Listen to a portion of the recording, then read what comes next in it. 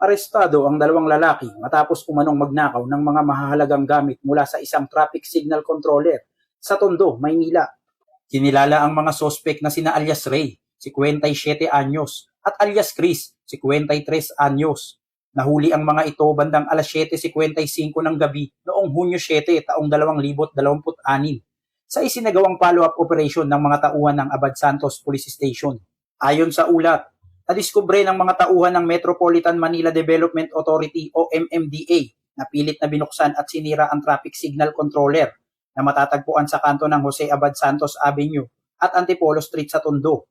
Dahil dito, nawawala ang ilang electrical components na naging sanhi na pagkasira ng traffic signal system. Agad namang iniulat ang insidente sa pulisya na nagsagawa ng verifikasyon at masusing investigasyon. Sa tulong ng isang testigo, natukoy ang pagkakakilanlan ng mga sospek at kalaunan ay naaresto sa kanilang pinagtataguan. Nabawi ng mga otoridad ang ilan sa mga ninakaw na kagamitan, kabilang ang isang automatic voltage regulator o AVR at isang communication switch.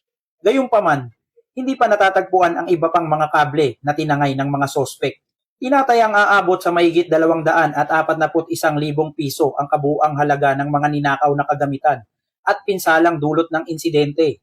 Matapos may paliwanag sa mga sospek ang kanilang mga karapatan, alinsunod sa batas at maisailalim sa medical examination, dinala sila sa impila ng pulisya para sa kaukulang proseso. Sasampahan ng mga ito ng kasong pagnanakaw o theft sa tanggapan ng piskal ng lungsod ng Maynila.